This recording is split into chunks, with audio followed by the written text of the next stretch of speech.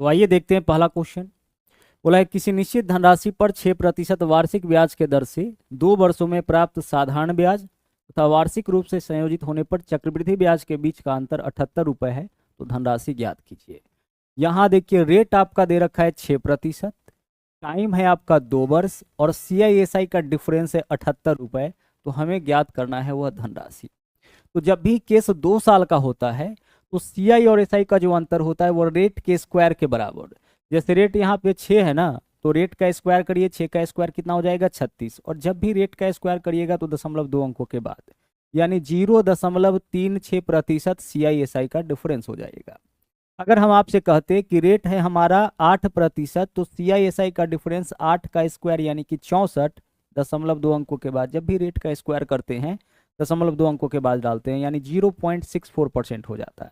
तो यहाँ पे CISI का डिफरेंस परसेंटेज में कितना हो जाएगा 0.36%। हमें बताना है धनराशि यानी 100%। धनराशि कहने का मतलब मूलधन, यानी कि मूलधन क्या होता है आपका 100%। तो 100% का मान हमें यहाँ पे बताना है। क्वेश्चन में दिया क्या है CISI में अंतर यानी कि 0.36% का मान। तो 78 किसका मान हो गया 0.36 का, तो 0.36 से भाग करिएगा 1% का मान निकलेगा। हमें क्या चाहिए मूलधन चाहिए, यानी 100% का मान, तो हम किससे गुना करेंगे 100 से गुना करेंगे।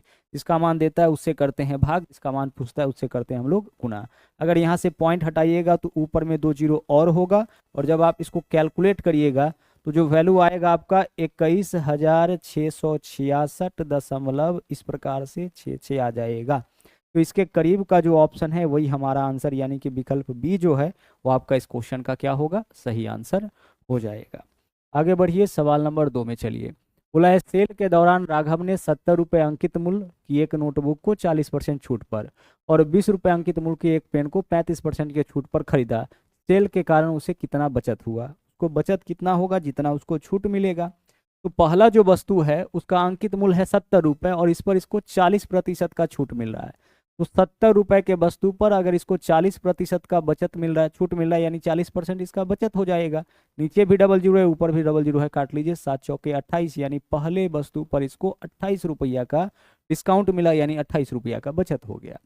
दूसरा वस्तु का कीमत देखिए 20 रुपया है। दूसरा वस्तु का कीमत कितना है 20, और इस पर इसको मिल रहा है 35% का डिस्काउंट, यानी 35/100 का यहाँ पे इसको बचत हो जाएगा। काटिए, 20 से काटिएगा, 20 पंचे 100, 5 से काटिएगा, 5 सत्ते 35, यानी दूसरे वस्तु पर इसको जो है 7 रुपया का डिस्काउंट मिला, यानी 7 रुपया का लाभ इसको दूसरे वस्तु पर हो जाएगा, बचत दूसरे वस्तु पर। दोनों वस्तु मिला करके 28 और 7 कितना का बचत हो जाएगा 35 रुपए का बचत हो जाएगा। तो यही हमें इस क्वेश्चन में बताना था कि उसका कुल बचत कितना होगा। आंसर हमारा हो जाएगा 35। निम्नलिखित में कौन सा अनुपात सबसे छोटा है। देखिए 29/42 है, इसको हम क्या लिख सकते हैं 29 अनुपात, अनुपात का मतलब बट्टा है, तो 29/42 हम इसको लिख सकते हैं। यहाँ पे देखिए 11/60 है, इसके लिए क्या लिख सकते हैं 11:60 के लिए 11/60, अनुपात का मतलब बट्टा ही होता है। उसी तरह से 19:36 के लिए क्या लिखेंगे हम 19/36, और साथ ही साथ 17/33 के लिए हम यहाँ पे 17/33 ही लिखेंगे। क्लियर। अब देखिए हमें क्या करना है, सबसे बड़ा अनुपात पता लगाना है, सबसे बड़ा वैल्यू। करना क्या है ध्यान से समझिएगा, सबके ऊपर में अपने मन से आप 1 जीरो डाल दीजिए, यहाँ भी 1 जीरो, सबके ऊपर अपने मन से क्या करना है आपको 1 जीरो डालना है। आप बोलोगे 1 जीरो क्यों डाले हैं, क्योंकि देखिए 29 में 42 से भाग लगेगा नहीं, तो 1 जीरो डाल दिए। अब 42 से भाग करिए, सबके बाद क्या मिलेगा एक पॉइंट मिलेगा, तो पॉइंट को आप छोड़ भी सकते हैं या लिख भी सकते हैं, चलिए हम दे ही दिए। अब 42 से इसको भाग करिए, कितना बार में भाग कर सकते हैं, कंप्लीटली भाग नहीं देना है, आप चेक करिए। अगर 6 बार करते हैं तो 6 चौके 24, अगर 7 बार करते हैं तो 7 चौके 28, 280 बहुत ज़्यादा हो जाएगा। 7 बार नहीं कर पाएंगे, 6 बार कर पाएंगे, तो यहाँ पे हम 6 लिख दिए, बस छोड़ दीजिए। यहाँ देखिए इसको भाग करिए, 60 से अगर आप इसको भाग करने के लिए जाइएगा तो 0.60 एकम 60, सिर्फ एक बार आप 60 का टेबल पढ़ सकते हैं। क्या देखना है कि 60 का टेबल आप कितना बार पढ़ सकते हैं। यहाँ देखिए 36 पंचे 180 होता है, तो क्या हो जाएगा या 0.5 हो जाएगा। और 33 से अगर हम यहाँ पे देखें तो 33 पंचे 165, तो यह भी आपका क्या होगा 0.5 हो जाएगा। अब बताइए सबसे बड़ा सबसे छोटा मान कहाँ पे आया है, तो सबसे छोटा मान तो यही है जो किसके सामने आया है 11/60 के सामने। तो सबसे छोटा जो आपका रेशियो होगा वो 11/60 हो जाएगा। सबसे बड़ा कौन होगा 29/42। तो विकल्प ए यहाँ पे आंसर हो जाता। कब? जब सबसे बड़ा बड़ा पूछा जाता। तो इस तरीके से आपको अपना आंसर निकालना है। आप चाहे तो पॉइंट को छोड़ करके सीधे कैलकुलेशन कर सकते हैं। बढ़ते हैं अगले क्वेश्चन में। निम्नलिखित का मान बताइए। अब इसे हमें सोल्व करना है। देखिए 7 7 14, 7 का एलसीएम कितना हो जाएगा? सबका एलसीएम यहाँ पे आपका आ गया 14। ठीक है, सबका एलसीएम कितना आ गया? 14। इसके नीचे कुछ नहीं तो नीचे एक तो होगा।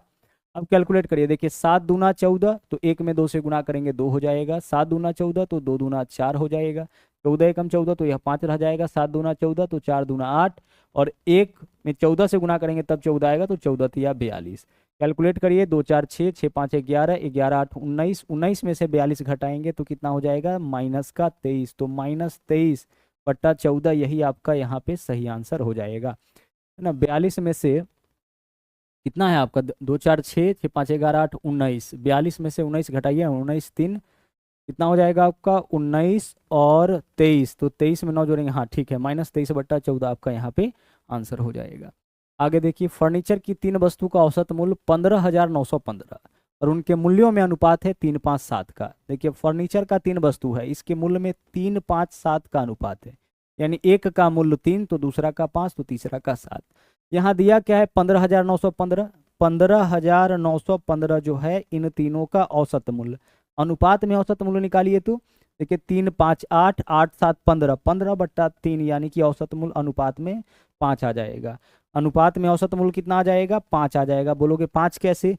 भाई यह 3 वस्तु है, तीनों का कीमत तो यही है ना, तो तीनों को जोड़ के 3 से भाग करिएगा तभी तो औसत निकलेगा। तो 3 5 8, 8 7 15, 15/3 5। औसत मूल्य अनुपात में कितना? 5। वास्तव में कितना? इतना। तो यह अनुपात 5 का मान है। 5 से भाग कर लिया, अनुपात 1 का मान निकला। हमें सबसे महंगी वस्तु का मूल्य निकालना है, यानी अनुपात 7 का मान चाहिए, तो हम 7 से गुना कर देंगे। जिसका मान देगा उससे भाग, जिसका मान पूछेगा उससे गुना करना होता है। 5 से इसको काटिए, कितना हो जाएगा? 5 तिया 15, 5 एकम 5, 4 बचेगा 41, 5 अठे 40, 1 बचेगा, 5 तिया 15। जो वैल्यू है उसको आपस में गुना करिए, तो 7 तिया 21, देखिए 3 सते 21,000 के करीब का जो वैल्यू होगा वही हमारा आंसर होगा, यानी कि विकल्प बी। 3000 गुने 7 21,000, तो 21,000 से जो बड़ा वैल्यू होगा वही आंसर होगा ना। तो 21,000 से बड़ा एकमात्र वैल्यू है, वही हमारा आंसर होगा।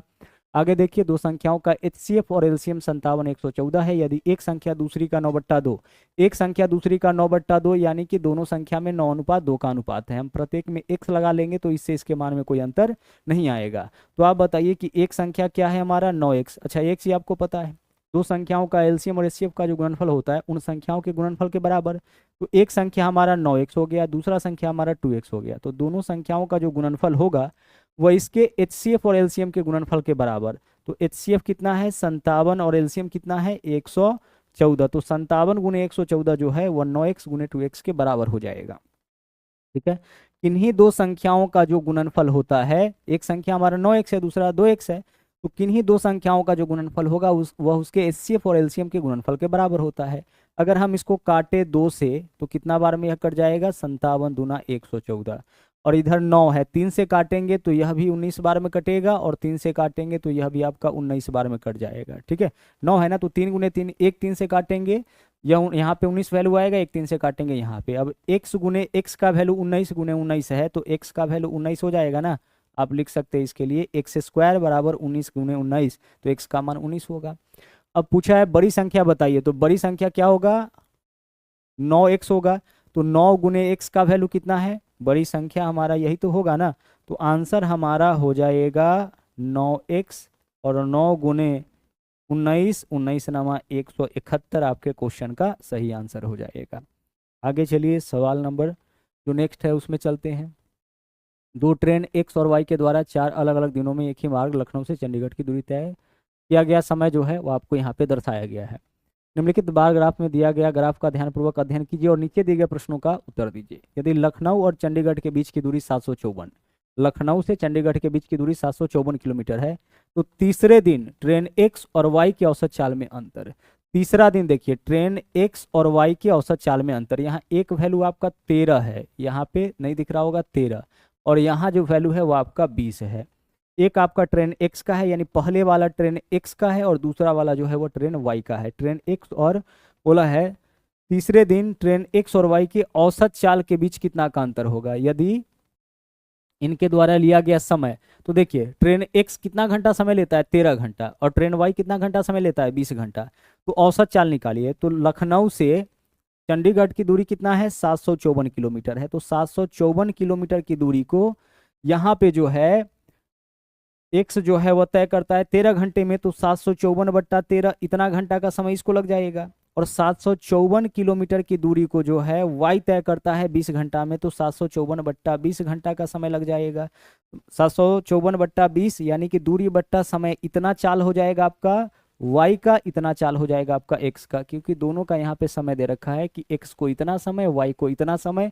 और लखनऊ से चंडीगढ़ के बीच की दूरी 754, तो 754 किलोमीटर की दूरी x 13 घंटे में, 754 किलोमीटर की दूरी y 20 घंटे में। तो यह x का चाल, यह y का चाल, दोनों के चाल का हमें क्या बताना है, इस क्वेश्चन में अंतर बता देना है। सोल्व करते हैं। 754 यहाँ भी है, यहाँ भी है, तो 754 यहाँ पे हम कॉमन ले लेते हैं। 754 कॉमन ले लेंगे तो इधर क्या बचेगा, 1/13, और माइनस इधर क्या होगा आपका 1/20 ही होगा। सोल्व करिए, आइए इसको सोल्व करते हैं। 754 को अपने जगह पे रहने दीजिए। एलसीएम बताइए कितना हो जाएगा इसका, 13 और 20 का, 13 दूना 26, 260 होगा एलसीएम, हो जाएगा ना। चलिए, और इधर 20 क्रॉस मल्टीप्लाई, तो 20 और 13 कितना होगा 7, तो 7/260। आइए इसको हम लोग यहाँ पे सोल्व करते हैं। 13 से कटेगा, 13 पंचे 65, 10 बचेगा, 13 अठे 104, और 13 से काटेंगे, 13 दूना 26, 20 हो जाएगा। 2 से काटेंगे 10 बार में, 2 से काटेंगे 29 बार में। 29 में 7 से गुना करिए, 10 से भाग करना है, यानी एक अंक के बाद दशमलव हो जाएगा। तो 29 में 7 से गुना करिए, 9 सत्ते 63, जो भी वैल्यू आएगा उसमें एक अंक के बाद दशमलव। तो 9 सत्ते 63, हमारे पास हासिल 6 है, 7 दूना 14 और 6 20, यानी 20.3 किलोमीटर प्रति घंटा। यही आपका दोनों के औसत चाल में डिफरेंस हो जाएगा। डाटा जो है आपका चार्ट के फॉर्म में दिया था, तो चार्ट से हम लोग क्या करेंगे, ऑब्जर्व करेंगे वैल्यू को। वो एक अंक का सबसे छोटा संख्या बताइए जिसे 6 अंकों की संख्या में जोड़ने पर यह 11 से पूरा पूरा विभाज्य हो जाए। अब 11 से कोई नंबर तभी कटता है जब उसके अल्टरनेट, जैसे 9 का देखिए अल्टरनेट 0 होगा, फिर इसका अल्टरनेट 0 होगा, आगे मौजूद नहीं है। तो आप क्या करिए, इन नंबर को जोड़िए, 9 + 0 कितना हो जाएगा 9, पहले अल्टरनेट का योग। जो बचेगा वह भी आपका अल्टरनेट में होगा, तो बचा क्या है 1 3 0, इन सबको जोड़िए, कितना आया 4। अब इसका जो डिफरेंस है ना, वह या तो 0 आ जाना चाहिए या फिर 11 का मल्टीपल आ जाना चाहिए। तो इसका जो डिफरेंस है वह 0 या 11 का मल्टीपल कब होगा, जब हम इसमें, यहाँ देखिए इसमें हम क्या जोड़ लेंगे, 5 जोड़ लेंगे। जब यहाँ पे आप 5 जोड़िएगा, जैसे देखिए गौर से समझिएगा, यहाँ पे इसको हम कुछ इस प्रकार से लिख लेते हैं। बोला है इसमें हम क्या जोड़े, यही ना। तो इसमें अगर हम 5 जोड़ते हैं तो देखिए 9 + 0 प्लस जोड़ के ना, उसके बाद अगर आप कुछ भी जोड़ते हैं तो वैल्यू यहाँ पे आ जाएगा। हाँ, तो एक तो हो गया 9 + 0 यानी कि एक तो हमारा 9 रहेगा, और माइनस 1 + 3 + 0, तो 1 + 3 + 4, 4 प्लस क्या जोड़े, इसी में जो भी जोड़ेंगे यहीं पे आएगा ना। तो 1 और 3 4 + 0, यानी इसमें हम क्या जोड़े कि इसका वैल्यू या तो 0 या 11 का गुना जा जाए। तो अगर x की जगह आप 5 लेते हैं तो देखिए 5 4 9, 9 - 9 कितना आ जाएगा 0। तो विकल्प ए हमारा यहाँ पे सही आंसर हो जाएगा। अब बारी बारी से यहाँ वैल्यू रख रख के चेक कर सकते हैं। आगे चलिए, पेट्रोल की कीमत 75% बढ़ जाती है, इसके खपत में कितने प्रतिशत की कमी की जानी चाहिए ताकि इस पर खर्च केवल 33% बढ़े। इसको आप क्या करिए, ऐसे क्वेश्चन को इसको 2 वेरिएबल के गुना के रूप में दर्शा दीजिए। तो पेट्रोल पर होने वाला खर्च कितना होगा, तो खर्च जो भी पेट्रोल का मूल्य होगा, है ना, पेट्रोल का जो भी आपका कीमत होगा, और साथ ही साथ कीमत गुने हम क्या लिखेंगे, खपत। जैसे मान लीजिए पेट्रोल का कीमत है 100 रुपया प्रति लीटर और खपत है 2 लीटर, तो खर्च कितना होगा 100 × 2 200 रुपया। तो ऐसा जब भी क्वेश्चन मिले तो इसको क्या करना है, 2 वेरिएबल के गुना के रूप में दर्शा लेना है। और जब भी 2 वेरिएबल गुना के रूप में रहे और उसके गुणनफल में, उसमें परसेंटेज वृद्धि कमी करके उसके गुणनफल में प्रभाव पूछे, तो ए बी फॉर्मूला लगाते हैं। और ए बी फॉर्मूला का स्टैंडर्ड फॉर्म होता है a + b जोड़ AB/100, जहां ए के स्थान पर पहले वेरिएबल में जितने परसेंट की वृद्धि या कमी होगा उसको लिखेंगे, बी के स्थान पर दूसरे वेरिएबल के मान में जितने परसेंट की वृद्धि या कमी होगा उसको लिखेंगे। साथ ही साथ वृद्धि होने पर प्लस, कमी होने पर माइनस, और यहाँ जो चिन्ह रहता है ना वह ए और बी के चिन्ह का गुणनफल होता है। कहने का मतलब दोनों प्लस में तो यहाँ प्लस, दोनों माइनस में तो भी यहाँ प्लस, दोनों में से जब एक माइनस में होता है तब यहाँ माइनस होता है। तो इस क्वेश्चन में देखिए क्या बोला है, पेट्रोल की कीमत 75% बढ़ जाती है, तो इसमें वृद्धि हो रहा है 75% का ए के मान में, ठीक है। और पूछा है कि खपत में कितने परसेंट की कमी करे, इसमें पूछ रहा है कितने परसेंट की कमी करे, तो हम मान लेते हैं कि x% की, ताकि जो खर्च है वह 33% बढ़ जाए। खर्च में कितना का वृद्धि हो? खर्च में आपका 33% का वृद्धि हो। ठीक है, अब आइए निकालते हैं। देखिए इस क्वेश्चन में देखिए ए का मान क्या है? प्लस का 75 है। बी का मान हमें निकालना है तो माइनस, इसको हम क्या मान लिए? एक्स मान लिए। एक प्लस में एक माइनस में, तो यहाँ माइनस रहेगा 75 ए बी, तो 75 गुने एक्स, और नीचे में क्या रहेगा? नीचे में 100 रहेगा, और इधर वैल्यू में कितना का वृद्धि हो रहा है? 33 का, तो बराबर 33 हो जाएगा। अच्छा चलिए इसको हम कुछ ऐसे सोल्व करते हैं। 25 से काटिए, 25 दिया 75, 25 से काटेंगे 25 चौके 100, जो भी वैल्यू इधर माइनस में दिख रहा है उसको इस तरफ लाएंगे तो प्लस में आ जाएगा। तो प्लस में वैल्यू लेकर के आते हैं। माइनस एक्स इधर आएगा तो प्लस एक्स, माइनस 3x/4 है तो प्लस 3x/4 हो जाएगा, बराबर इधर मान क्या हो जाएगा आपका? 33 इधर आके 75 में से घटेगा तो 42 हो जाएगा। हम क्या किए? माइनस वाले वैल्यू को बराबर के इस तरफ जंप करा दिए। अब 4x और 3x कितना हो जाएगा? 7x, 7x/4 यह वैल्यू किसका? 42 का हो जाएगा। सोल्व करिए, 7 छके 42, x का वैल्यू कितना होगा यहाँ पे? x का वैल्यू आपका हो जाएगा 6 चौके 24। x का वैल्यू आपका कितना होगा? 6 चौके 24, है ना? कहीं पे कुछ एरर तो नहीं है ना?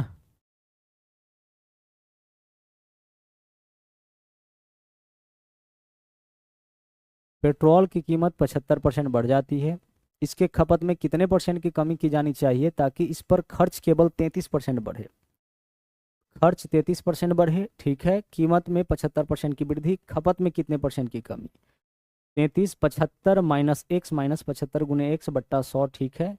इधर आपका जो वैल्यू है, दोनों को इस तरफ अगर हम लेकर के आते हैं तो एक्स हो जाएगा प्लस 3x/4 हो जाएगा। कितना होगा? 4x, 3x, 7x/4। यहाँ से x का जो मान आ गया आपका, वो आ गया 24, तो 24% ही होगा। क्या होगा आपका? 24% ही होगा। हमारा आंसर 24% ही होगा। अब क्या बोला है? इसकी खपत कितने प्रतिशत कम की जानी चाहिए? तो इसके खपत में आपका 24% का कमी हो जाना चाहिए। ओके चलिए, तो हमारा आंसर यही 24% ही होगा। ऑप्शन आपका यहाँ पे गलत लग रहा है। आगे बढ़िए, सवाल नंबर 11 में चलते हैं। बोला है लोहे के एक ठोस अर्धगोले को पिघला करके एक लंबवृत्तीय बेलन का आकार में ढाला जाता है। कोई बात नहीं है। इसका व्यास 9 सेंटीमीटर, जो बेलन है उसका व्यास 9 सेंटीमीटर है, तो बेलन का त्रिज्या बता दीजिए क्या होगा? 9/2 सेंटीमीटर होगा। चलिए आगे बढ़िए। और बोला है ऊंचाई 42, ऊंचाई 42 है, यानी कि एच का वैल्यू कितना है आपका? 42 दे रखा है। हमें क्या बताना है इस क्वेश्चन में? हमें बताना है बेलन का आयतन। भाई बेलन का त्रिज्या पता है, बेलन का ऊंचाई पता है। लोहे के ठोस अर्धगोले को पिघलाया गया है, तो अर्धगोला का तो कुछ डाटा दिया नहीं है, और बेलन का हमें सब कुछ पता है, बेलन का त्रिज्या पता है, ऊंचाई पता है, तो फिर हम क्या करेंगे? इसका आयतन बड़े आराम से निकाल लेंगे। आयतन क्या होता है बेलन का? बेलन का अगर आयतन की बात करें, वॉल्यूम की बात करें, तो यह होता है πr²h, यह होता है बेलन का आयतन। तो पाई की जगह क्या रखिएगा आप? 22/7 लीजिएगा। r², तो r का मान कितना है? 9/2, 9/2 का स्क्वायर 81/4 होगा। और h के जगह क्या लेंगे हम? h के जगह लेंगे 42। आइए इसको सोल्व करते हैं। यहाँ देखिए, अगर हम इसको काटे 7 से, तो 7 दूना 14, यहाँ 2 बचेगा, 14 तिया 42 कैंसिल हो जाएगा। यहाँ से 2 ले लिए थे तो 2 ही बचेगा। 2 से काटेंगे इसको, कितना बार में कटेगा? 11 बार में कटेगा।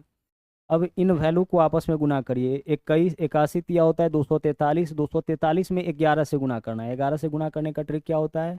जो इकाई अंक है उसको लिखिए, बाकी जोड़ते हुए 3 4 7 हो जाएगा, 4 2 6 हो जाएगा, जो आखिर का नंबर है उसको वैसे ही, तो 2673 विकल्प बी आपका इस क्वेश्चन का सही आंसर हो जाएगा। आगे चलिए, 76 और 38 का तृतीय अनुपात पूछा है। जब भी तृतीय अनुपाती निकालना होगा तो आप फॉर्मूला याद रखिएगा, यह होता है b² / a होता है। तो b कौन होगा? जो बाद वाला वैल्यू। a कौन होगा? जो पहले वाला वैल्यू। तो बाद वाला वैल्यू 38 है, तो 38 का स्क्वायर यानी 38 गुने 38, और बट्टा a यानी क्या लिखेंगे हम? 76। सोल्व करिए, 38 दूना 76 होगा, 2 से काटेंगे 38 को, कितना बार में कटेगा? 19 बार में। विकल्प बी आपका यहाँ पे सही आंसर हो जाएगा।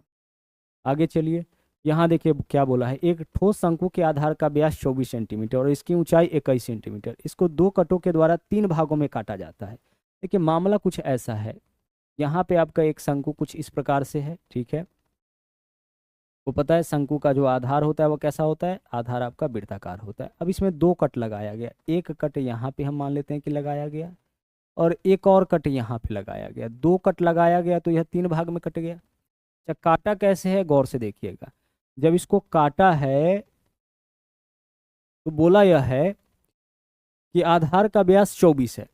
आधार का व्यास जो है वह 24 है, यानी कि त्रिज्या क्या होगा, त्रिज्या आपका यहाँ पे हो गया 12। पूरे अगर बड़े शंकु के बात करें तो शंकु का जो आपका त्रिज्या है वो आपका 12 हो जाएगा, क्योंकि व्यास दिया है। व्यास कितना दिया है आपका, व्यास आपका दिया है 24, तो व्यास का आधा त्रिज्या होता है। ऊंचाई 21 है। इसको दो कटों के द्वारा 3 भागों में काटा जाता है। इसके आधार के समानांतर कट आधार से 7 सेंटीमीटर और 14 सेंटीमीटर की दूरी पर, यानी एक 7 सेंटीमीटर और एक 14 सेंटीमीटर की दूरी पर। कहने का मतलब कि यहाँ से जो यह बेलन का ऊंचाई है यह भी 7 होगा, यहाँ से यहाँ तक का जो ऊंचाई है यह भी 7 होगा, और यह वाला जो ऊंचाई है यह भी 7 होगा। यानी पूरे बेलन का अगर हम बात करें ऊंचाई तो 21 होगा। पूरे शंकु का अगर ऊंचाई की बात करें तो 21 होगा। अगर ऊपर वाले शंकु की ऊंचाई की बात करें तो 7 होगा। आगे अब हमें क्या बताना है, शीर्ष भाग का वक्र पृष्ठीय क्षेत्रफल, यानी ऊपर वाला जो आप शंकु देख रहे हैं उसका वक्र पृष्ठीय क्षेत्रफल। तो जब भी इस तरीके से कट लगाया जाता है तो इसका जो रेशियो बनता है वो 1:2:3, इस अनुपात में इसका त्रिज्या जो है वो आपस में बट जाता है। यानी इस भाग का त्रिज्या, इसका छोटा वाला का त्रिज्या 1, इसके नीचे वाला का 2, इसके नीचे वाला का क्या होगा 3 हो जाएगा। तो देखिए सबसे बड़े वाला का त्रिज्या 12 दे रखा है, तो इसको अगर आप 12 बनाना चाहते हैं तो 4 से गुना करिए। तो जैसे ही 4 से गुना करिएगा तो सबसे बड़ा वाला 12 हो जाएगा, और सबसे छोटे वाले का त्रिज्या क्या हो गया 4। यानी ये जो देख रहे हैं सबसे छोटा वाला, इसका त्रिज्या आपका 4 हो गया। तो सबसे छोटका का त्रिज्या पता हो गया, ऊंचाई पता हो गया। हमें सबसे छोटे वाला का बताना है वक्र पृष्ठीय क्षेत्रफल, जो कि πr_l होता है। तो जिसका 7 और 4 ऊंचाई और त्रिज्या है उसका l क्या होगा, तिरछी ऊंचाई क्या होगा, तो तिरछी ऊंचाई होता है √अंडर ऊंचाई का स्क्वायर प्लस त्रिज्या का स्क्वायर। तो 7 का स्क्वायर प्लस 4 का स्क्वायर, 49 और 16 कितना 65, यानी √65 आपका क्या होगा l हो जाएगा।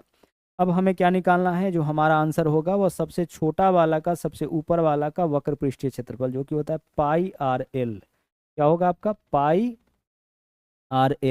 तो पाई के जगह क्या लिखिएगा 22/7 इंटू आर के जगह क्या वैल्यू है आपका, आर के जगह आपका वैल्यू है √65, और एल का मान कितना है, एल का मान यहाँ पे आपका दे रखा है। एल का आर का मान आपका कितना था, आर का मान तो 4 है ना, ठीक है। आर के जगह हम लिखेंगे 4 और एल के जगह क्या हो जाएगा √65। तो देखिए कौन सा ऑप्शन है जिसके साथ √65 आपको दिख रहा है, एकमात्र ऑप्शन है, तो विकल्प सी हमारा इस क्वेश्चन का सही आंसर होगा। जब भी इस तरीके से हम कट लगाएंगे और इसको 3 भागों में बांटेंगे तो इसका जो त्रिज्या होगा वह 1:2:3 के अनुपात में बढ़ जाएगा।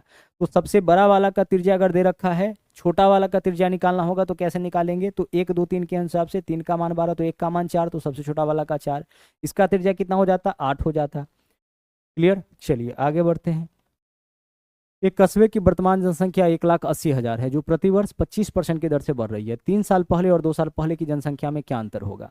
देखिए 25% की वृद्धि हो रहा है, तो 25% वृद्धि का होल वैल्यू क्या होता है, 25% का मान होता है 1/4, या 25% वृद्धि का मतलब होता है कि जो जनसंख्या है वो आपका 125 हो जाएगा, कितना से 100 से 125 हो जाएगा 100 से, यानी कि 25 पंचे 125, 25 चौके 100। एक साल में जो वैल्यू है, जो वृद्धि है वो 5 हो जाएगा, कितना से 4 से। यह आपका होल वैल्यू हो गया किसका 25% वृद्धि का। 25% वृद्धि का होल वैल्यू कितना हो गया आपका 5/4 हो गया।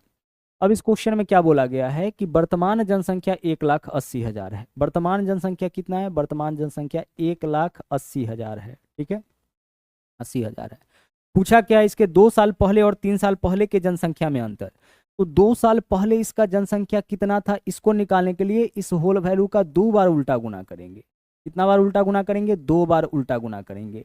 और 3 साल पहले इसका जनसंख्या कितना था, इसको पता करने के लिए 1,80,000 का 3 बार उल्टा गुना, यानी 4/5, 4/5 कितना बार कर लेंगे 1,80,000 इस गांव का जनसंख्या था।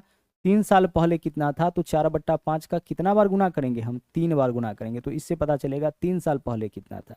तो 2 साल पहले और 3 साल पहले के जनसंख्या में हमें क्या बताना है अंतर। तो यह हो गया 2 साल पहले का जनसंख्या, यह हो गया 3 साल पहले का। 1,80,000 दोनों जगह है, तो 1,80,000 आप कॉमन ले लीजिए, ठीक है दोनों जगह कॉमन ले लिए, इंटू 4/5, 4/5 यानी कि 16/25 भी दोनों जगह है, तो 16/25 कॉमन ले लिए। तो अब यहाँ पे क्या बचा, पूरा कॉमन ले लिए तो 1 बचेगा, माइनस इसमें से 16/25 यानी कि 4 × 4 16/25 कॉमन ले लिए तो 4/5 ही आपका बचेगा। आइए इसको सोल्व करते हैं। 1,80,000 यहाँ पे वैल्यू आपका हो गया, ठीक है, इंटू 16/25 और गुना इधर क्या है हमारे पास 1 - 4/5, तो 5 एकम 5 -4 1/5 हो जाएगा। अब आइए इस वैल्यू को हम लोग यहाँ पे कैलकुलेट करते हैं। देखिएगा 25 पंचे 125 होता है, 125 से 1000 को अगर हम काटते हैं तो 125 अठे 1000 होता है। क्लियर। देखिए 180,000 है ना, तो 180 गुने 1000 लिख सकते हैं, और 1000 को आप अगर काटते हैं 125 से तो 125 अठे 1000 होता है। अब हमारे पास जो वैल्यू बच रहा है उसका आपस में यहाँ पे हम क्या करेंगे, गुना कर लेंगे। तो 16 कितना हो जाएगा आपका 0 और 8 अठे 64, 4 छके 24, लास्ट में 0 के बाद 4, तो एकमात्र ऑप्शन है, यही ऑप्शन हमारा आंसर हो जाएगा। जैसे देखिए इकाई अंक हम निकालेंगे, 0 तो होगा ही, 0 के बाद देखिए क्या इकाई अंक मिलेगा, 8 अठे 64, 4, 4 छके 24 यानी 4, 0 और 4, तो विकल्प ए हमारा आंसर, अगर आप गुना करना नहीं चाहते हैं तो। आगे शरद अपनी यात्रा 8 घंटा में पूरी करता है, आधी दूरी 90 के चाल से, शेष आधी दूरी 30 के चाल से, कुल यात्रा। तो जब भी कुल दूरी निकालना होगा तो कुल दूरी का फॉर्मूला आपका होता है 2xy बट्टा x प्लस वाई गुना टी, जहाँ पे टोटल टाइम आपको लिखना है, और एक्स वाई के जगह जो है आपको क्या लिखना है यहाँ पे, अलग अलग चाल। तो 2 गुने पहला स्पीड, पहली आधी दूरी किस चाल से तय किया है, 90 के चाल से, दूसरा आधा दूरी किस चाल से तय किया है, 30 के चाल से, नीचे में 90 + 30 कितना हो जाएगा 120, और टोटल टाइम कितना लग गया 8 घंटा। बस इस फॉर्मूला का उपयोग कर लीजिएगा, जब भी दो समान दूरी को दो अलग अलग चाल से तय करने में लगा कुल समय दे रखा हो तो डिस्टेंस बराबर 2xy बटा x प्लस वाई गुना टी हम लोग करते हैं। 30 चौके 120, और 4 से अगर हम काटेंगे तो 4 दूना 8 हो जाएगा, जो बच गया उसको गुना करिए, 9 दूना 18 दूना 36, यानी कि डिस्टेंस आपका कितना हो जाएगा 360 किलोमीटर। तो 360 विकल्प सी यहाँ पे आपका सही आंसर हो जाएगा। आगे चलिए 147 का स्क्वायर करना है। देखिए स्क्वायर करने का तरीका क्या होता है, जिस नंबर का, जैसे 147 का स्क्वायर करना है ना, तो 147 का स्क्वायर करना है तो आप सोचिए कि राउंड फिगर में यह नंबर किसके करीब है, तो आप बोलोगे सर यह 150 के करीब का नंबर है। ध्यान से समझिएगा, अब हमें यह देखना है कि यह नंबर 150 से कम है कि ज़्यादा। 147 राउंड फिगर में किसके करीब का वैल्यू है, 150 की। अगर हम आपसे कहे कि 198 राउंड फिगर में किसके करीब का वैल्यू है, तो आप बोलोगे 200। तो 147 जो है 150 के करीब का नंबर है। अब जिसके करीब का जो बेस माने उससे यह कितना कम है, 3 कम है, तो 3 और इसको कम कर लीजिए 144 हो जाएगा। यानी बेस से यह जितना कम होगा उसको और कम करेंगे, बेस से जितना ज़्यादा होता है उतना और इसको हम लोग बढ़ाते हैं। तो 147 150 से 3 कम है तो 3 और घटाइए तो 144 हो जाएगा। अब चूंकि यह नंबर 150 के करीब का है तो 150 से हम इसमें गुना करेंगे, और प्लस लास्ट में यह 150 से जितना कम होगा उसका स्क्वायर इसमें हम लोग ऐड कर लेंगे। अब गुना करिए, देखिए 0 है तो 0 रहेगा, 15 चौके 60, 0 हासिल 6, 15 चौके 60 और 6 66, 6 हासिल 6, 15 और 6 19, यही तो होगा। कुछ गलत हो गया, रिपीट कर लेते हैं। देखिए 0, 15 चौके 60, 0 हासिल 6, 15 चौके 60 और 6 66, 6 हासिल 6, और 15 और 6 21, 21,600 और प्लस 9 यानी 21,609। विकल्प ए आपका यहाँ पे क्या होगा, सही आंसर हो जाएगा। ठीक है, चलिए बढ़ते हैं आगे। अगला क्वेश्चन देखिए, एक बेलन का आयतन ज्ञात कीजिए जो 2.8 सेंटीमीटर त्रिज्या वाले गोले के चारों ओर घूमता है। ठीक है, अब इस क्वेश्चन को कैलकुलेट करने के लिए जाइएगा तो बहुत ज़्यादा समय लग जाएगा। हमें एक चीज़ पता है कि हमें बेलन का आयतन निकालना है, तो आयतन क्या होता है, पाई आर स्क्वायर एच होता है। तो पाई यानी कि 22/7, इसके बाद क्या लिखिएगा आप आर स्क्वायर, इसके बाद क्या लिखिएगा एच लिखिएगा, यानी इसका जो भी कैलकुलेशन आएगा वह 22 का मल्टीपल होगा। 22 का मल्टीपल यानी कि वह नंबर 11 से कटेगा। तो 11 से कटने वाला ऑप्शन हम खोज लेते हैं, इसमें कौन कौन है। देखिए 1 और 7 8, 8 और 8 16, जो सेकेंड अल्टरनेट है उसको देखिए, 9 3 12 4 16, 1 और 7 8, 8 और 8 कितना 16, तो पहले अल्टरनेट का योग आ गया 16, जो बच गया वह भी अल्टरनेट में होगा, तो 3 9 12, 12 4 16, इसका डिफरेंस कितना का आया 0 का, मतलब यह नंबर 11 से कट रहा है। बाकी का और किसी को चेक करिए, देखिए 1 और 2 3, 3 और 8 11, 9 4 13 4 17, 17 माइनस 11, यह भी आपका 11 से नहीं कटेगा। इधर चेक करिए 1 + 0 1, 1 और 1 + 0 1 हो जाएगा, उसके बाद 8 तो 9 हो जाएगा, जो दूसरा अल्टरनेट है वह 4 9 13 4 17, यह भी आपका 11 से नहीं कटेगा, यह भी आपका 11 से नहीं कटेगा, तो 11 से कटने वाला एकमात्र ऑप्शन है वही आपका क्या हो जाएगा, आंसर हो जाएगा। आगे चलिए, इन प्रेक्षणों का योग 160 है और उसका औसत 40 है। तो देखिए यहां से क्या निकल जाएगा, आपका एन का मान निकल जाएगा। एन का मान कितना हो जाएगा, 160 बट्टा 40 यानी कि 4 हो जाएगा। ध्यान से समझिएगा, इन प्रेक्षणों का यानी इन संख्याओं का योग 160 है, औसत 40 है। तो इन संख्याओं का औसत 40 है, आप इसको ऐसे लिख सकते हैं, इन संख्याओं का औसत 40 है तो सभी इन संख्याओं का योग n गुने 40 होगा। भाई दो संख्या का औसत 40 तो सभी दो संख्या का कुल योग 2 गुने 40, तो इन संख्या का औसत 40 तो इन संख्याओं का योग n गुने 40 होगा, जबकि दिया है 160। 40 गुना में इधर आएगा तो भाग में कितना बार में, 4 बार में, तो n का वैल्यू 4 आ गया। हमें क्या बताना है, 7n माइनस 15 का मान, तो n का मान 4 है तो 7n का मान 7 चौके 28 होगा, और प्लस इधर 15 है तो 15, 28 प्लस 15 यानी कि 43। विकल्प डी आपका यहाँ पे सही आंसर हो जाएगा। आगे चलिए, बोला है कि किसी वॉशिंग मशीन का अंकित मूल्य 41,000 12% और 30% के दो क्रमिक छूट पर एक खुदरा विक्रेता खरीदता है। अब आगे देखिए क्या बोला है, खुदरा विक्रेता ग्राहक को 50% छूट देकर अपने क्रय मूल्य पर 25% का लाभ अर्जित करना चाहता है, तो उस वॉशिंग मशीन का अंकित मूल्य क्या होगा। बोला है 50% छूट के बाद भी, लास्ट लाइन पे आइए, 50% छूट के बाद भी 25% का लाभ, तो 50% छूट का मतलब 100 माइनस 50 50 वैल्यू हो जाएगा, और 25% का लाभ यानी कि 125 वैल्यू हो जाएगा। यह आपका शॉर्टकट तरीका है क्रय मूल्य और अंकित मूल्य के रेशियो को निकालने का। क्रय मूल्य और अंकित मूल्य का रेशियो इसी तरीके से निकालते हैं। 25 से काटेंगे 25 दूना 50, 25 से काटेंगे 25 पंचे 125। रिपीट करें, अपनी बात को ध्यान से समझिएगा। जब भी क्वेश्चन मिले कि इतना % डिस्काउंट करने के बाद इतना % का लाभ, अगर बोले 10% डिस्काउंट करने के बाद 20% का लाभ, तो हमारा रेशियो होगा क्रय मूल्य और विक्रय मूल्य का 90:120। अब चलिए यहाँ देखिए, क्रय मूल्य और अंकित मूल्य का अनुपात आप निकाल लिए। क्रय मूल्य क्या है, अनुपात 2, और अंकित मूल्य क्या है, अनुपात 5। अब पूछे अंकित मूल्य क्या होगा, तो जो भी हमारा अंकित मूल्य होगा ना वो 5 का मल्टीपल होगा, यानी 5 से कटने वाला होगा, और 5 से कटने वाला एकमात्र ऑप्शन दिख रहा है तो वही ऑप्शन हमारा आंसर होगा। हम पूरे कैलकुलेशन में इस क्वेश्चन में नहीं जाएंगे।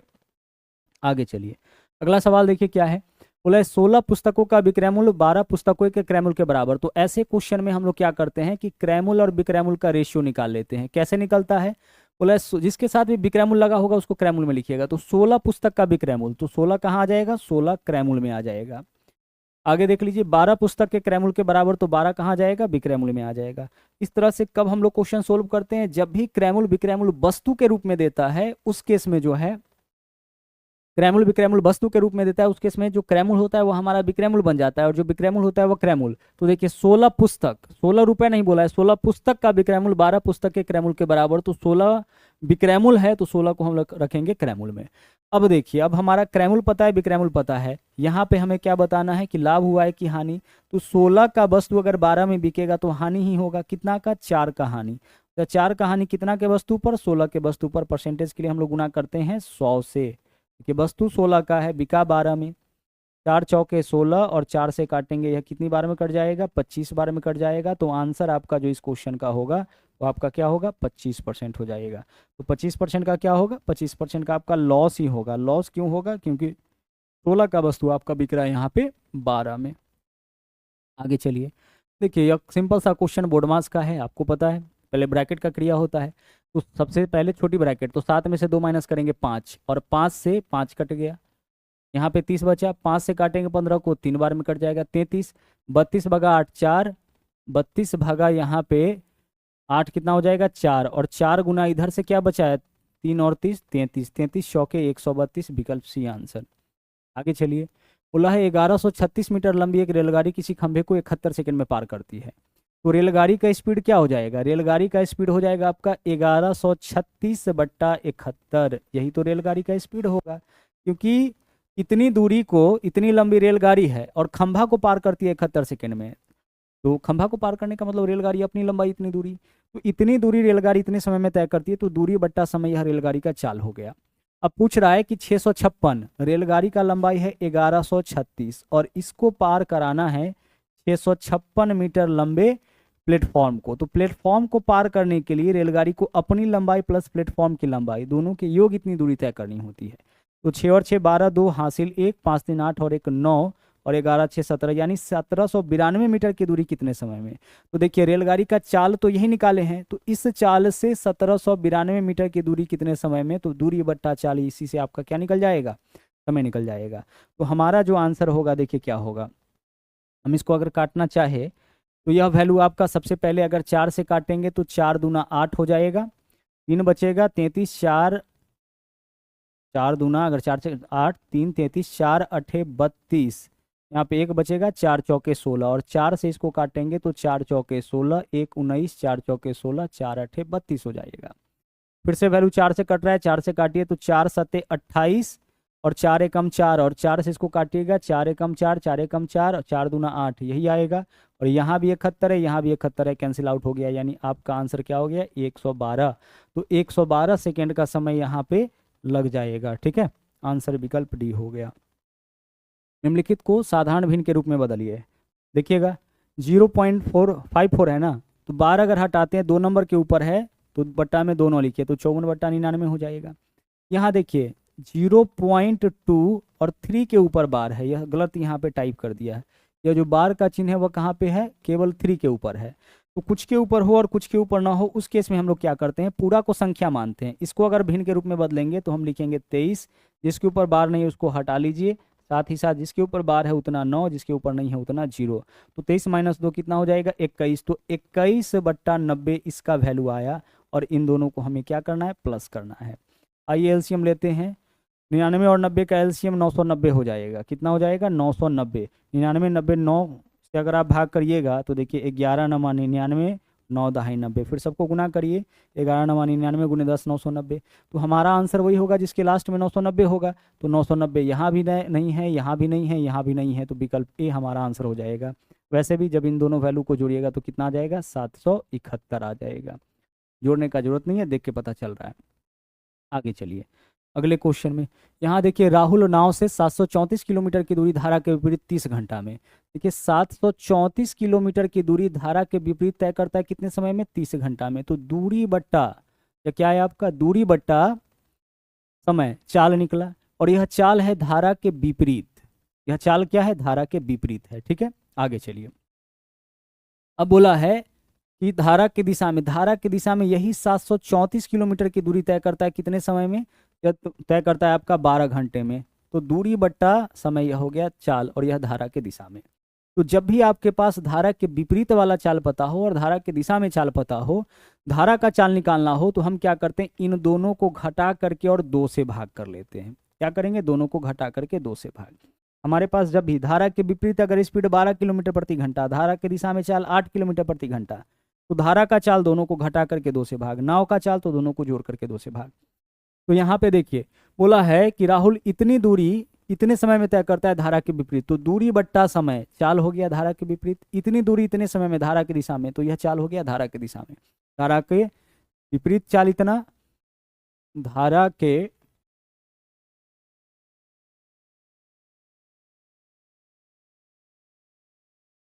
चलिए, तो यहाँ पे देखिए जो बड़ा वैल्यू होगा उसमें से हम लोग छोटा वैल्यू घटाएंगे, है ना। धारा के दिशा में आप बताइए कि समय कितना लगता है, 12 घंटा, और धारा के विपरीत समय लगता है 30 घंटा। अब इसमें 2 से भाग करिए, ठीक है। ये तो वैल्यू आपका माइनस में आ जाता। तो धारा के विपरीत इतना चाल है और धारा के दिशा में इतना चाल है, और धारा की दिशा वाला जो चाल होगा वह ज़्यादा होगा। अब कैलकुलेट कर लीजिए, देखिएगा यहाँ पे कैलकुलेशन कैसे हम लोग करेंगे। 734 दोनों जगह है, तो 734 हम कॉमन ले लिए, तो 734 अगर कॉमन ले लेते हैं तो हमारे पास क्या बचेगा, जरा देखिए नीचे में 2 है, तो यह 2 यहाँ पे हम लिख सकते हैं। आप देख पा रहे हैं यह दोनों वैल्यू नीचे आएगा, इस 2 के साथ गुना होगा, तो 2 को हम इसके साथ लिख दिए, तो 734 बट्टा 2, 734 दोनों में से कॉमन निकाल लिए। इधर बचेगा 1/12, और माइनस इधर क्या होगा, 1/30 हो जाएगा। आइए इसको हम लोग सोल्व करते हैं। 2 से काटिए, 2 तिया 6 हो जाएगा, यहाँ पे 1 बचेगा, 2 छक्के 12, 2 सते 14, 367 गुना 12 और 30 का एलसीएम 60 हो जाएगा। 12 पंचे 60 तो 5, और 30 दूना 60 तो 2, 5 - 2 यानी कि 3/60। 3 से काटेंगे, 20 तिया 60, 2 से काटेंगे, यहाँ पे कितना हो जाएगा, 20 है ना। अब 20 से इसमें भाग करिए, देखिए वैल्यू क्या आता है। 20 से भाग करिएगा, इसमें 20 से कम 20 आ जाएगा, क्या बचेगा, 16 167, 20 8 160, 18 वाला एकमात्र ऑप्शन है, तो 18.35 किलोमीटर प्रति घंटा, यही आपका क्या होगा, धारा का चाल, विकल्प बी आंसर। आगे बढ़िए। केतन ने 171 कुर्सियां बेची तो 95 कुर्सी के बराबर इसको लाभ हो गया। तो देखिए 171 विक्रयमूल्य कितना हो गया, विक्रयमूल्य हो गया आपका 171। 171 वस्तु जब बेचा है तो इसको लाभ जो हुआ है, प्रॉफिट जो हुआ है वह कितना हुआ है, प्रॉफिट जो हुआ है वह 95 कुर्सी के बराबर, यानी 171 रुपया में 95 रुपया का लाभ है। तो क्रयमूल्य कितना, तो जब 171 में बेचेंगे तो 95 का लाभ, यानी क्रयमूल्य जो है 171 माइनस 95 कितना हो जाएगा, 76 हो जाएगा। जब हम किसी वस्तु को 13 रुपया में बेचे तो 3 रुपया का लाभ हो रहा है, इसका मतलब कि क्रयमूल्य क्या होगा, 13 माइनस 3 10 ही का होगा, तो 13 में तो 3 लाभ ही हैं, तो क्रयमूल्य 10 ही होगा। अब हमारे पास क्रयमूल्य भी है, लाभ भी है, पूछा क्या है उसका प्रतिशत लाभ। तो देखिए 95 रुपया का लाभ हो रहा है, कितना के वस्तु पर, 76 के वस्तु पर। परसेंटेज के लिए हम क्या करेंगे, गुना करेंगे 100 से। काटिए इसको, 19 पंचे 95, 19 चौके 76, 4 से अगर हम इसको काट लेंगे 25 बार में कटेगा, 25 पंचे 125 प्रतिशत आपका यहाँ पे सही आंसर हो जाएगा। 125%, विकल्प बी जो है आपका इस क्वेश्चन का सही आंसर हो रहा है। आगे देखिए। समान लंबाई की दो ट्रेन समांतर पटरियों पर एक ही दिशा में 51 और 42 किलोमीटर प्रति घंटा के चाल से चल रहा है। तेज चलने वाली ट्रेन धीमी चलने वाली ट्रेन को 16 सेकंड में पार करती है। प्रत्येक ट्रेन का लंबाई पार करने में लगा समय, कितना समय लगा है, 16 सेकंड, बराबर रिलेटिव डिस्टेंस होता है। तो जो दो सिस्टम एक दूसरे को पार कर रहा है उसके लंबाई का योग, तो दो समान लंबाई का रेलगाड़ी है तो पहला का लंबाई x मान लेते हैं, दूसरा का भी x, तो 2x हो गया। अब रिलेटिव डिस्टेंस वही हो गया। नीचे में लिखते हैं रिलेटिव वेलोसिटी, तो रिलेटिव वेलोसिटी में या तो दोनों के चाल को जोड़ते हैं या घटाते हैं। जोड़ते तब जब विपरीत दिशा, घटाते तब है जब सेम डायरेक्शन। तो यहाँ एक ही दिशा में चल रहा है तो घटाइए, 51 में से 42 घटाइए 9, और चूंकि यह किलोमीटर पर आवर में है तो इसमें 5/18 से आप गुना कर दीजिए, आंसर आपका यहाँ से आ जाएगा। सोल्व करिए इसको, देखिए 9 से काटेंगे, 9 दूना 18 हो जाएगा। अब जो नीचे में 2 है वह कहाँ चला जाएगा, ऊपर, तो 16 गुने इधर क्या हो जाएगा आपका 5 हो जाएगा, बराबर 2 ऊपर जाके गुना हो जाएगा तो 2 दूना 4x हो जाएगा। देखिए बट्टा के नीचे बट्टा में 2 है तो 2 ऊपर जाके गुना होगा 4x हो जाएगा, और 5 देखिए इधर भाग में इसमें गुना हो जाएगा। 4 से काटे, यह 80 है, 80 है ना, 4 से काटेंगे कितना बार में कट जाएगा, 20 बार में। तो 20 वैल्यू किसका हो गया, x का। x क्या माने थे, प्रत्येक रेलगाड़ी का लंबाई, तो प्रत्येक रेलगाड़ी का लंबाई आपका कितना मीटर होगा, 20 मीटर। क्वेश्चन में देखिए क्या है, बोला है कि x y³ माइनस 1 के व्युत्क्रमानुपाती है। x क्या है, x के बारे में बोला है कि x का व्युत्क्रमानुपाती, x किसका व्युत्क्रमानुपाती है, 1/y³ माइनस 1 का। आप बोलोगे 1/y³ माइनस 1 क्यों किए, क्योंकि व्युत्क्रमानुपाती बोला है। अगर बोलता कि x y का व्युत्क्रमानुपाती है तो हम लिखते कुछ इस प्रकार से, x y के का व्युत्क्रमानुपाती, यानी x y का उल्टा। क्लियर, समानुपाती बोलता सीधे तो हम सीधे x समानुपाती y लिखते। अब इस चिन्ह को हटाने का तरीका है कि x के जगह यहाँ, सॉरी, समानुपाती का चिन्ह अगर हटाते तो यहाँ बराबर देंगे, और जब भी समानुपाती का चिन्ह हटाइएगा तो यहाँ पे एक कांस्टेंट अपने मन से k जुड़ जाएगा। k इंटू 1 क्या लिखेंगे हम, y³ माइनस 1। तो यह हमारा एक इक्वेशन हो गया, ठीक है। इसी इक्वेशन से हम अपने क्वेश्चन को सोल्व करेंगे। अब देखिए, अब क्या है कि एक बार x y दोनों का मान दिया होगा, तो यहाँ बोला है कि y बराबर 3 होने पर x 6, तो एक बार y के जगह 3, x के जगह 6 रखिएगा तो k का मान निकल जाएगा।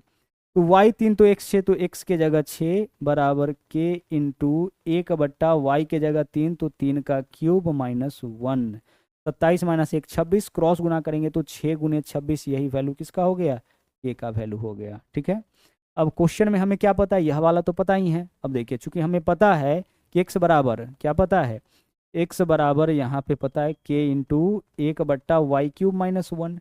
तो अब अगला बार क्या दिया है, बोला है कि अगर y 8 है तो x क्या होगा, तो x का मान चाहिए तो x को छोड़ दीजिए, k का मान हम निकाल चुके हैं 6 गुने 26, तो k के जगह 6 गुने 26 रखिए, इंटू 1/y का नया मान क्या लिखा है 8, तो यहाँ पे 8 का क्यूब माइनस 1 कर लीजिए।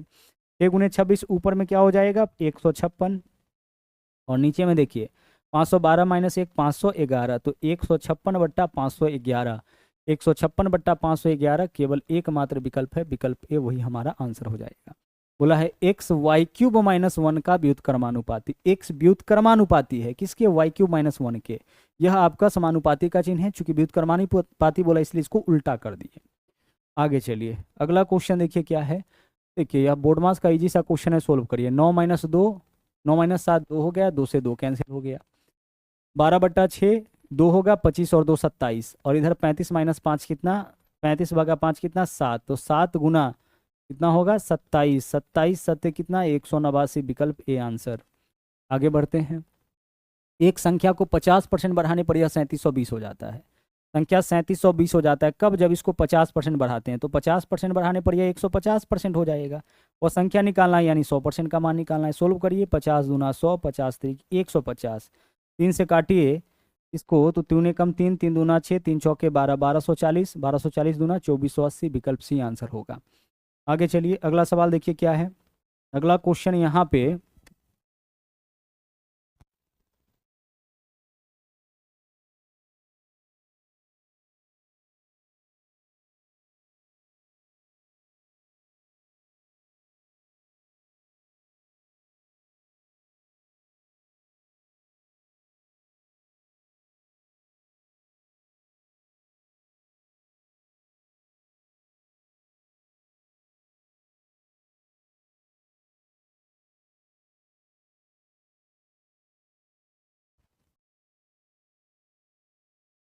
आगे देखिए, 7 संख्याओं का औसत 53 है। प्रत्येक में 6 की वृद्धि होगी तो औसत में भी 6 का वृद्धि हो जाएगा, यानी औसत कितना हो जाएगा 59।